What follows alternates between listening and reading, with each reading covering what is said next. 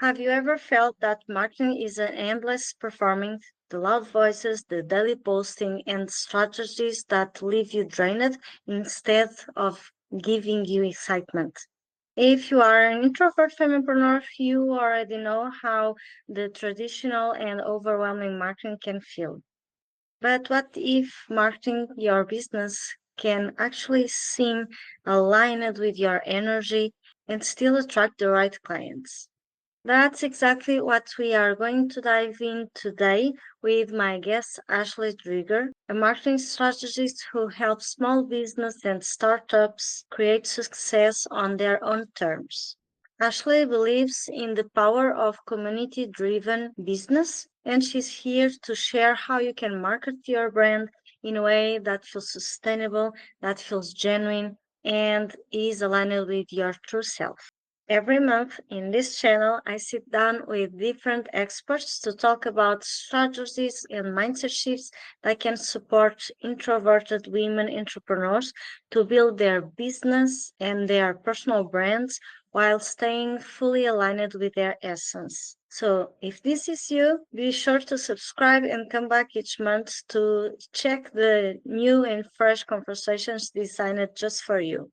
And for today, if you are searching a way to market your business without the constant hustle and pretending being someone you are not, you'll want to check this conversation. So let's go. Be very welcome, Ashley. I'm so happy to have you here today. Tell us a little bit about you, how you went on this journey. We will love to know more about you. Yeah, so thank you for having me first. Marketing was I didn't come from a marketing background, I should say. So I had a lot of experience in the jobs that I had were more retail and corporate focused, but business was always a, a big passion of mine. So I originally, funny enough, went to community college. I was going to get an entrepreneurship degree and switched to business administration because I felt like entrepreneurship degree probably wasn't going to look good on a resume to an employer. Probably wasn't going to make me look like a good employee. So I switched that up. But fast forwarding to 2020, I had my daughter, she was almost 1, and I was really looking for another way to bring in some side income.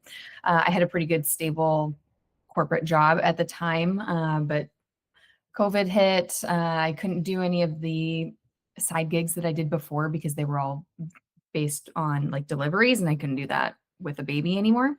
So I found freelancing. And originally, I was planning on just doing virtual assistant like work. I didn't realize that that was going to ultimately be the bridge for my passions in business and my passions for consulting and strategy, planning, and all of those skills that come very naturally to me. I didn't realize that this was ultimately going to be a bridge. So looking back, it's interesting to see how that all panned out. But I got into freelancing, was working with as a virtual assistant, and every client had the goal of growing their business, understandably. And so then it clicked for me. I was like, well, you need to be doing more marketing. We need to work on your marketing. So in having those conversations, I naturally fell into that marketing role and assisting them with that and coming up with a strategy. I took a certification with Lindsay White and got my director of marketing certification. And then ever since have just been really focused on strategy. That's really where my heart lies. I love looking at the bigger picture and seeing things from that bird's eye view, bridging the gaps, and just helping streamline that growth process. Mostly, I love you didn't start right away with the background. It evolved. It was a journey and evolved. For me, it was the same. And I love that because we are allowed to change, to analyze and evolve. I love it that. And I love it that you shared that you look to your strengths to understand what you could do. And even before we started recording this conversation, we were sharing how amazing it is that nowadays there are so many possibilities and we can understand what works for us and work with that Mhm. instead of being everywhere. So it's amazing that you look to your strengths and use that. So according to marketing, how can this help introvert femepreneurs to look up to their strengths so they can work their marketing? Yeah, I think it's just a good reminder that anything can be learned too, that it doesn't have to be an all or nothing. And, marketing is constantly evolving and changing. Before we started recording, we were talking about TikTok, and TikTok didn't exist 10 years ago. So at some point, everybody needed to learn how to be on TikTok, or how to utilize that platform. It wasn't something that everybody automatically knew, right? But that, I think, with that and just how many options there are, that's the beauty in being able to come up with a strategy that works for you, and that works for your strengths. So if you are a really good writer, there are options to really lean into writing, like Substack or blogging. If you are really good at having conversations with people, there's podcasting. There, you can do long form content on YouTube or TikTok. If you really enjoy creating graphics or any sort of visual, there are platforms that lean into that type of media. So there are just so many options, and each one is going to work better for different reasons depending on what you want to do. So faceless content, for example, is really popular. It's something that does really well on a lot of different platforms. So I think that's one that introverts naturally tend to gravitate towards, because you don't have to do any sort of speaking. You don't have to get ready. You don't have to have your face in the camera. You don't have to put yourself out there like that, but you can still share your message. Podcasting is a really great option for that too. There's the speaking aspect involved, but sometimes people just, they're camera shy. They don't want to be, face to camera or anything like that. So there are a million ways to market a business, and you need to figure out which one works best for you, your strengths, your interests. If you have zero interest to even open the TikTok app, let's not put a strategy together built around TikTok, right? You were talking about the faceless content. This year, it became kind of a trend, and I see plenty of people doing more of it because it already existed. And even for those who are building their personal brands and showing up, they can also leverage this kind of content. Showing up doesn't mean being always on and always showing Mm-hmm. their face. So I love it that you brought that. Some people use to be behind the brand, but even if you are building a personal brand, you can use that.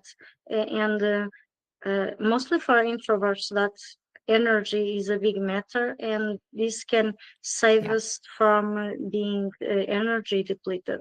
And with that, Mm-hmm. I wanted to bring the buzzword consistency, right? Mm. Nowadays, you Yeah. hear right and left, you hear people say that you need to be consistent. It's a buzzword nowadays, which can bring a lot of overwhelm and Mm-hmm. even fear for introverts. So, how can introverted women in business sustain that without burnout? Yes, that is a really good question, because it is really important to be consistent. Unfortunately, I haven't found a workaround for being consistent in marketing unless you are utilizing ads, because then you're essentially buying that consistency. But small businesses don't always have the budget for ads, right? Organic marketing is free in a lot of ways. It does cost time, but you don't have to pay to be on the platform. And so the the advice that I give to my clients is that batch creating content is going to be your best friend. It seems like that is also becoming a buzzword, and people feel very polarized in, whether you should batch, you shouldn't batch. Um, but when you are energetically speaking, when you're in a space where you can be creative, you have the time to dedicate to content creation, maximizing that energy and is going to be the best way for you to be consistent, because then you're not trying to find that time every single day or every single week, right? There are systems that you can implement where if you had, let's say, 2 hours to batch create content, I could get you a full month of content to put out to your channels just with that 2 hours of dedicated time for you to do that initial creation, right? That's not going to include like the editing and scheduling and things like that. But usually, if you have that content to work with, the editing and the scheduling and all of those extra, the other steps are more easily worked into schedules, and you don't have to be in that creative, energetic space to get it out to the world, right? Really understand, and self-awareness is going to be a big part of this. I know we really haven't talked about that, and that's not a tangible strategy. But when you are self-aware to what your schedule is, when you tend to work best, maybe moon cycles are a part of your world. And you know that if, when you're getting to a full moon, you're not going to be able to do anything like that. That's something that you should be aware of so that you can schedule your time and your month around that. But batch creating is definitely going to be the number one tip that I would say. And then otherwise, building the rest of your strategy to where you don't need to be on all the time, right? A lot of social media platforms require that on piece, just because of the way the algorithms are. That's just the nature of the world. But, you don't have to solely rely on social media. There are other ways to get your business out and get the visibility. Do you recommend any kind of 3-4 party funnel using different platforms in a way that is sustainable and not overwhelming? Yeah, AI is probably going to be a really useful tool, especially when you have that initial raw content to work with, because you can ask it to get you that email based on your initial message, right? You don't have to do a lot of that initial creation and get the momentum going. So I would say figuring out where your audience is primarily, that you can make that direct connection with them, as making that your primary platform, and then repurposing that content in some way to an owned channel like email marketing would be a really strong suggestion, because you don't have control over the algorithms, you don't have control over the platforms. If for some reason your account gets banned because of whatever reason, your entire audience is gone. And that can be a really devastating experience for a business that didn't move anyone over to email marketing or an owned channel like your website to stay connected with them. So those would be the two first steps that I would suggest. Yeah. I also believe that we should not rely just in one or two things, but also we don't need to be everywhere. And since there are so many different tools that we can use, we can look to our strengths and pick the ones that can blend in a way that they align and bring people, nurture people, and of course convert. I love it that you talked about repurposing. Do you have any suggestions for repurposing on a method you normally like to use? I personally like to start with a long content and then narrow to different other platforms. How do you like? Agreed. I think starting with that long form content gives you a lot of options. So my current process, that I really like starting with a podcast. I can be very long-winded and I have a lot to say about a lot of things. So starting with a podcast for me works really well, instead of trying to come up with a lot of different individual social media posts. So starting with that long form content, like you said, and then if you have a way to get a transcription of that, that is what I have found to be the most efficient, if you're doing all of the repurposing yourself, utilizing a platform like Claude or ChatGPT. For example, you could put your transcript in, and then it is your own message. It's your own voice, your own tone in speaking. AI isn't bridging that gap on a general topic and guessing what you want to say. Like, it is all of your point of view and opinion, which I think is really the differentiating factor in what makes or breaks AI content, which is probably a conversation for a different day. But repurposing it and asking for a blog, an email, and then some social media posts has been really efficient. You can get a lot of that out pretty quickly. But I also really have been enjoying the platform Descript. I don't know if you've heard of it or not, but it's an editing platform which helps to pull clips of that video or the podcast. So then you have other video form, short form content pieces to utilize instead of just only text based. And you don't have to go out and recreate the video, which is handy when you're short on time and you're, trying to be in the places. I love AI. I recommend. I just don't recommend that people use it to hide behind the brand. Always. Like I said before, creating faceless content, it's possible and it's suitable also for personal brands, but don't use that just for hiding. But yes, Agree. they came up with AI. It's something that is here, is not going away. It will evolve. And even now, I know there are many I'm skipping. But again, we cannot be trying to be everywhere. So otherwise, we will be burnout.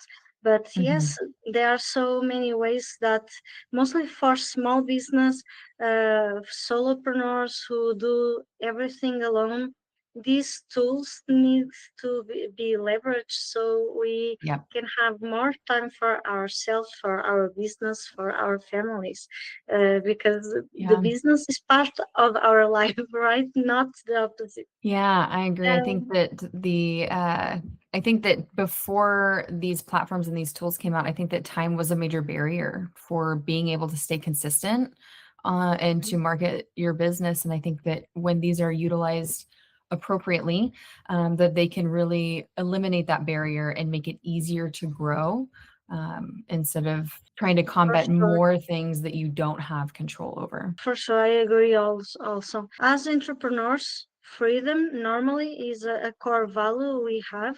Otherwise, Mhm. we would be kept stuck in other people's business. And for those who aim freedom, and freedom can look very different for me and for you and for who is watching. But if we aim for freedom, these tools will help us have more of that. So yes, they are here, and we need to learn to use them.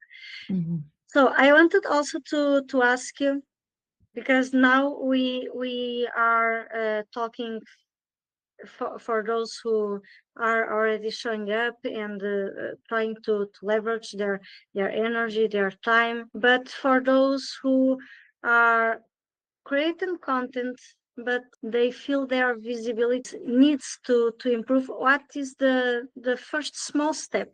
That's a good question. I think it's going to be very dependent on what the strategy is. If you're primarily on Facebook and Instagram, what I would recommend would be different than if you were primarily on Pinterest or TikTok.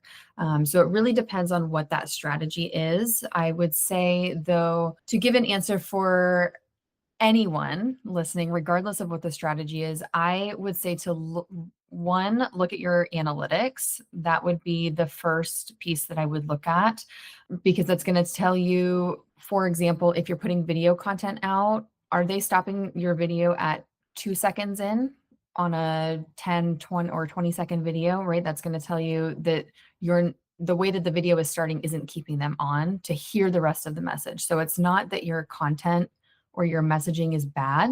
It could just be the initial delivery, right? The hook of getting them to stay on the video. If there isn't any comments, right? You're getting a lot of likes, but you're not getting any comments, then you can look at what is the call to action, or what type of content is it? For some reason, it's being delivered in a way that's not sparking conversation. So looking at the analytics is going to be a really good first step to directing you to where the quote problem is in the visibility, because it could be so many different things. And sometimes it is the messaging. Sometimes it is that it is just too general. You're not calling out your target audience enough.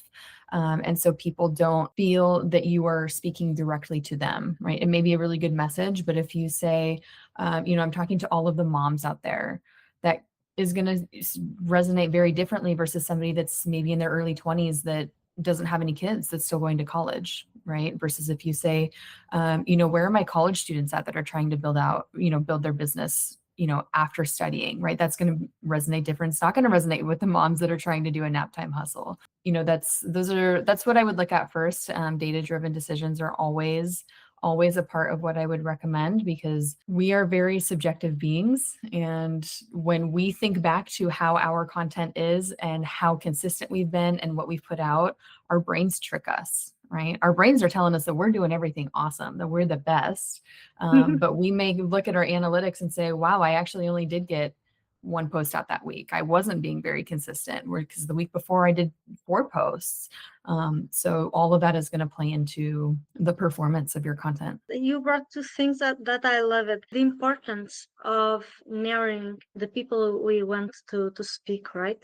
Many people have afraid of niching or don't believe, or they say, Mhm. I already saw some people saying that they don't niche, but the message is niching. So Mhm. this is important, just like the simple example you gave. Different people, different message will resonate to them, so that's Mhm. very important. And you were talking about statistics.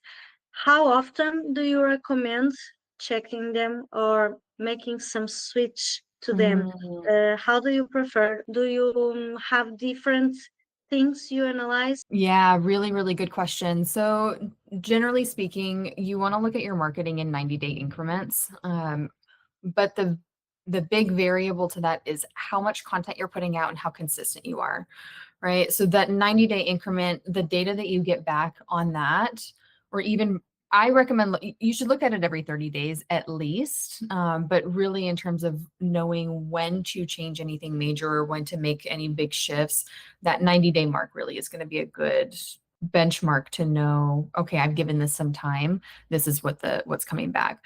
But the reason I say that there's a variable there is because if social media is a part of your strategy and you're putting out 1 post a week, the data that you get back every 30 days or every 90 days is probably not going to be as reliable as if you were putting out 4 or 5 posts per week and doing that throughout the month, right? There's a lot more. It's just like taking a survey, right? When you're looking at survey results. If you have a result with 10 responses, yeah, it's helpful and you're probably going to learn something, but it's different than if you had a survey result of 1,000 responses. Then you're like, okay, this is a true pattern. This is really what I'm seeing, and this is probably going to be more consistent versus maybe this is just an interesting pool of people that I caught on this one day, right? So I hate that marketing isn't more of a black and white formula to use, because there's so many different variables and there's so many things of if this, then that. For me, it's really important that people understand the theory behind the strategy, because if you go out and blindly follow tactics or things that people say that you should do without understanding the why behind it or how that could manifest, then it's really hard to know how to apply it to different seasons and different right? We're going into the shopping holiday season. The numbers and the way that your content is performing now is going to be very different than over the summer. There's a lot at play. And so what I'm trying to say is that everyone should have a growth mindset, a learning mindset, because there's always going to be something new. And it's never, okay, I know everything and now let's just go do it. It's a test. It's, you go out, you try this, you get the feedback, you modify. It is so true. And not only in the marketing itself, but in business. And you told very well, business have seasons, marketing have seasons, have trends, has a buyer's mindset is different also. Depending on what happens in the world, people react and buy in different ways, or are triggered differently to buy. So yes, we need to be open-minded and once have the availability to be always learning, because things are always evolving. So Mhm. generally speaking, normally when you start working with people, what are the three mistakes you see a Mhm. lot of people making, or the three misconceptions they have? Yeah, the first one I'm going to say is consistency. That's usually the lowest hanging fruit that I find when I start working with a new client, is that the content that they're putting out or the way that they're utilizing their channels is not consistent.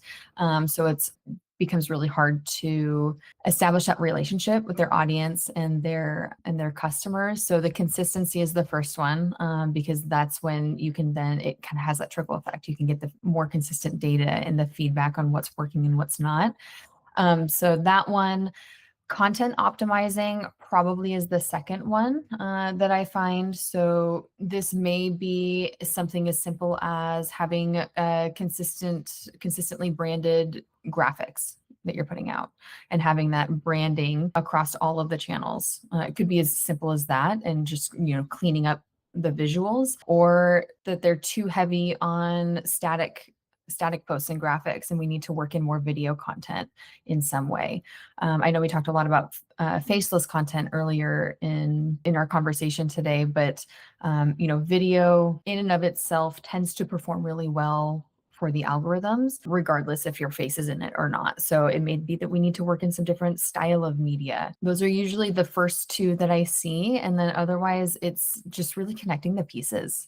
So a lot of times I see that they're doing all the right things. They're really honed in on their messaging and who they're talking to, why their service or their product is top notch, why somebody should buy from them. But we're just not connecting one platform to another.